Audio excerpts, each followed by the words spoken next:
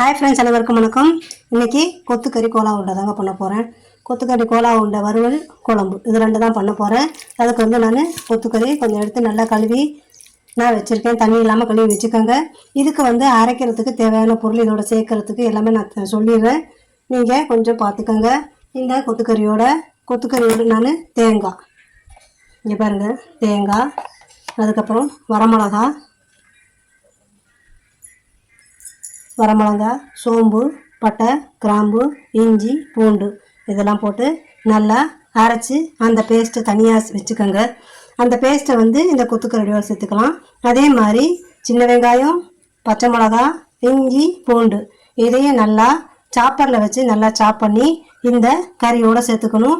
இதோட கொஞ்சம் கருவேப்பிலையும் சேர்த்து சாப் பண்ணி இந்த கறியோடு சேர்த்துக்கலாம். மல்லி, கருவேப்பிலை ரெண்டையும் சேர்த்துக்கலாம். அதுக்கப்புறம் பொட்டுக்கடலை ஒரு 50 கிராம் பொட்டுக்கடலை இந்த மாதிரி பொடியாக பண்ணி இந்த கறியோடு சேர்த்தா இது உருண்டைக்கு இந்த மாதிரி சேர்த்துக்க வேண்டியது. அதுக்கப்புறம் கிரேவிக்கு நான் சொல்கிறேன். அதே மாதிரி குழம்புக்கு வெங்காயம், பச்சை மிளகா, தக்காளி, கொஞ்சோண்டு புளிக்கரைசல், அதுக்கப்புறம் குழம்பு மிளகாத்தூள். நான் எப்போவும் புளி குழம்புக்கு போடுறேன் பாருங்கள், அந்த குழம்புத்தூள் தான் ஒரு 2.5 ஸ்பூன் நான் எடுத்திருக்கேன். நீங்கள் உங்களுக்கு இதுக்கு திங்ஸ் கொஞ்சம் ஜாஸ்தி தேவைப்படும். அதனால் ஸ்க்ரீன்ஷாட் வேணால் நீங்கள் கொஞ்சம் எடுத்து வச்சுக்கோங்கப்பா. இது குழம்பு வதக்கிறதுக்கு. அதுக்கப்புறம் அதே மாதிரி குழம்பு அரைச்சி ஊற்றணும். அந்த அரைச்சி ஊற்றுறதுக்கு இங்கே பாருங்கள், கொஞ்சோண்டு நான் தேங்காய் மிக்சியில் போட்டிருக்கேன்.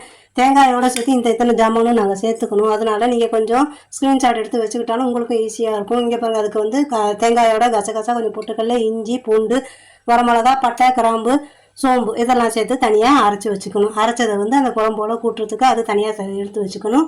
இப்போ நான் குழம்பு எப்படி பண்ணுறது, இந்த கீமாவில் அரைக்கிறதெல்லாம் எப்படி சேர்க்குறது நான் உங்கள்கிட்ட ஒவ்வொரு ஸ்டெப்பாக உங்கள்கிட்ட சொல்கிறேன். அதே மாதிரி நீங்களும் பார்த்து செஞ்சுக்கோங்க.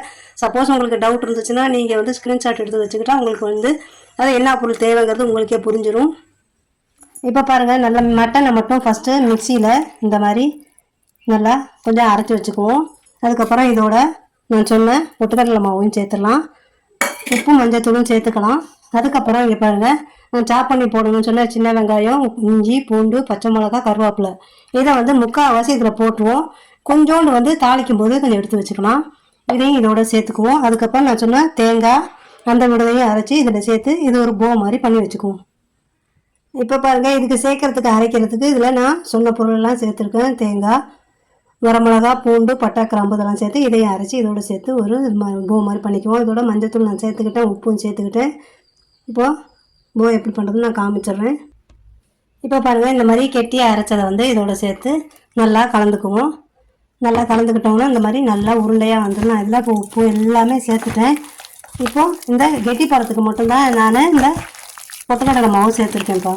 நல்லா உருட்டி நல்லா உருண்டையாக வச்சுக்கலாம். இப்போ இந்த உருண்டை இந்த குழம்புல சின்னதாக ஊட்டி போடுறதுக்கு இது ஒரு பக்கம் ரெடி பண்ணி வச்சுக்கலாம். அதுக்கப்புறம் குழம்புக்கும் தனியாக அரைச்சி வச்சுருவோம். அரைச்சி வச்சுட்டு குழம்பு எப்படி கூட்டுறதுன்னு அவங்ககிட்ட நான் காமிக்கிறேன். இப்போ பாருங்கள், நான் அடுப்பில் குக்கரில் எண்ணெய் ஊற்றி வச்சுருக்கேன். எண்ணெய் ஊற்றின கையோட இந்த பச்சை மிளகா, வெங்காயம் இதை நல்லா தாளிச்சிடுவோம்ப்பா. இதை தாளிச்சிட்டு இதை பாதி வதக்கும் போது இந்த சின்ன வெங்காயம் கொஞ்சம் எடுத்து வச்சுருந்தேன் பாருங்கள். சின்ன வெங்காயம், பூண்டு, இஞ்சி இதிலலாம் போட்டு அரைச்சிடுவோம். அதையும் அதில் சேர்த்துக்குவோம். சேர்த்து நல்லா வதக்கிக்குவோம். நான் இப்போ அந்த குழம்பை தேங்காய் எண்ணெய் கொஞ்சம் சேர்த்தேன். தான் இந்த எண்ணெய் இதாங்க நுரைச்சி வருது. தேங்காய் எண்ணெயில் செஞ்சால் இன்னும் இந்த குருமா மாதிரி குழம்பு சூப்பராக இருக்கும். இந்த எண்ணெயும் இந்த வெங்காயமும் நல்லா வதங்கிருக்கும். வதங்கினதுக்கப்புறம் இந்த குழம்பு மிளகா பொடியை இதில் போட்டுருவோம். நல்லா வெங்காயம் நல்லா வதங்கிச்சு பாருங்கள். இந்த நேரத்தில் நான் சொன்னேன் இந்த குழம்பு பொடியை இதில் சேர்த்துருவோம். இதில் சேர்த்து இந்த பச்சை வாடை போடுறதுக்காக சும்மா 2 வதக்கிட்டு புளிக்கரைசலையும் தக்காளியும் சேர்த்துருவோம்ப்பா. இங்கே பாருங்கள், இதை இதில் 2 வதக்கிட்டோம்னா அந்த பச்சை வாசனை போயிடும். அதுக்கப்புறம் இதோட நான் சொன்ன புளிக்கரைசல் கொஞ்சம் சேர்த்துருவோம். அதையும் சேர்த்து அதையும் ஒரு வதக்கிட்டு இதோட தக்காளியும் சேர்த்துருவோம். தக்காளி இந்த மாதிரி பொடியாக நறுக்கி சேர்த்துக்கலாம். இங்கே பாருங்கள், ரொம்ப நைஸாக நாங்கள் நறுக்கிருக்கோம் பாருங்கள். இந்த அளவு நைஸாக நறுக்கி போட்டோன்னா உங்களுக்கு தெரியாமல் இருக்கும். நல்லா நைஸாக போட்டுட்டு அதையும் நல்லா வதக்கிக்குவோம். வதக்கினதுக்கப்புறம் அரைச்ச விழுப்பு சேர்த்துக்கலாம். இப்போ இந்த நேரத்தில் பாருங்கள், நான் நல்லா தக்காளி வதங்கிடுச்சு. வதங்கின நேரத்தில் இப்போ அரைச்சி வச்சுட்டு குழம்புக்காக நான் அரைச்சி சொன்னேன் இல்லை, அதெல்லாம் அரைச்சி நான் இதில் வச்சுருப்பேன். அதையும் ஊற்றிட்டு கொஞ்சோண்டு தேவையான அளவு தண்ணியிலையும் சேர்த்துக்குவோம். இது நல்லா ஒரு கொதி வரட்டும். கொதி வரும்போது இந்த உருண்டை வந்து எப்படி பிடிச்சி இதில் போடுறதுன்னு காமிக்கிறேன். நான் உப்பு இதில் ஆல்ரெடி சேர்த்துட்டேன். நல்லா இப்போ குழம்பு கொதித்து வரட்டும். இப்போ பாருங்கள், நல்லா குழம்பு கொதித்து வருது. இந்த நேரத்தில் நாங்கள் இந்த உருண்டையை உருண்டி வச்சுக்கலாம். நான் ஏற்கனவே கொஞ்சோண்டு உருண்டையாக உருட்டி வச்சுக்கிட்டே இருந்தேன். குழம்பு கொதிக்கிறதுக்குள்ளே உருண்டை ஊட்டிக்கிட்டு இருந்தேன் பாருங்கள். இப்போ இன்னும் ஒரு உருண்டையாக உருண்டி இதில் வச்சுக்குவோம். கொதிக்கிற குழம்புல போட்டோம்னா நல்லா வெந்து வந்துடும். இப்போ பாருங்கள், கொதிக்கிற குழம்புல ஒன்றா போடுவோம். கண்டிப்பாக இந்த உருண்டை வந்து இப்படி போடுறேன்னு நினைக்காதீங்க, உடையாது. உடையாமல் நல்லா சூப்பராக இருக்கும். எல்லா உருண்டையும் இதில் இந்த குழம்புல சேர்த்துருவோம். குழம்பு கொதிச்சதுக்கப்புறம் உருண்டை உடையாமல் இருக்கிறன்னா உங்கள்கிட்ட காமிக்கிறேன் பாருங்கள். இப்போவே உருண்டை ஒன்றுனா கொதித்து மேலே எழுந்து வந்துடும் பாருங்கள். ஃபஸ்ட் டைம் நீங்கள் நம்ம சேனலை பார்க்குறதா இருந்தால் நீங்கள் மறக்காமல் சப்ஸ்கிரைப் பண்ணி வச்சுக்கோங்க. பக்கத்தில் இருக்கிற பெல் ஐக்கானை கிளிக் பண்ணி வச்சுக்கோங்க. அப்போ தான் நாங்கள் போகிற ஒவ்வொரு வீடியோவும் உங்களுக்கு நோட்டிஃபிகேஷனாக வந்து சேரும். மறக்காமல் ஷேர் பண்ணி வச்சுக்கோங்க, லைக் பண்ணி வச்சுக்கோங்க, சப்ஸ்கிரைப் பண்ணி வச்சுக்கோங்க. இப்போ பாருங்கள், குழம்பு கொதித்து வரும்போது நான் எல்லா உருண்டையும் போட்டுட்டேன். கொதித்து வரும்போது மேலே எழும்பி வரும்போது நான் உங்கள்கிட்ட காமிக்கிறேன். கொஞ்சம் நேரம் அசையாமல் ஒன்றும் கரண்டையெல்லாம் போடாமல் கொஞ்சம் விட்டுட்டோம்னா தானாக மேலே எழும்பி வந்துடும். கொஞ்சம் லோ ஃப்ளேம் இப்போ பண்ணிக்குவோம்.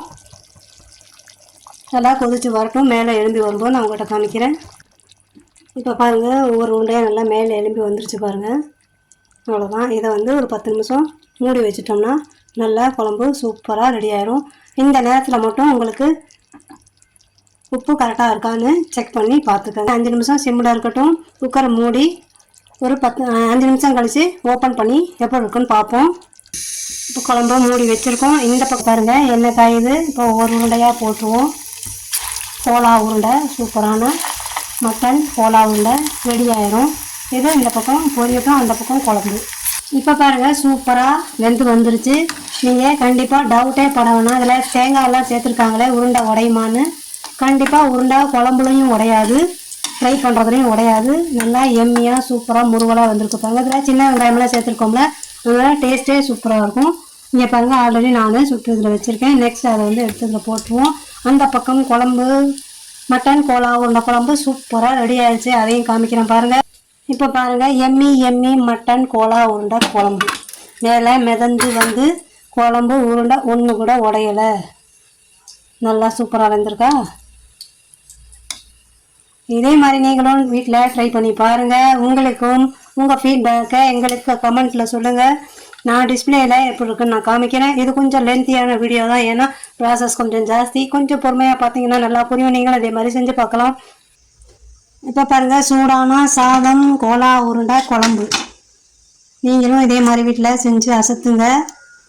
குழந்தைங்களுக்கு கொடுங்க, பெரியவங்களுக்கு கொடுங்க. சேனல் பிடிச்சிருந்தா லைக் பண்ணுங்கள், ஷேர் பண்ணுங்கள், சப்ஸ்கிரைப் பண்ணுங்கள். அப்புறம் வறுவல் உருண்டை, வறுத்த உருண்டை. ஓகே, நீங்களும் இதே மாதிரி ட்ரை பண்ணி பாருங்கள். சேனல் பிடிச்சிருந்தா லைக் பண்ணுங்கள், ஷேர் பண்ணுங்கள், சப்ஸ்கிரைப் பண்ணுங்கள். நன்றி, வணக்கம்.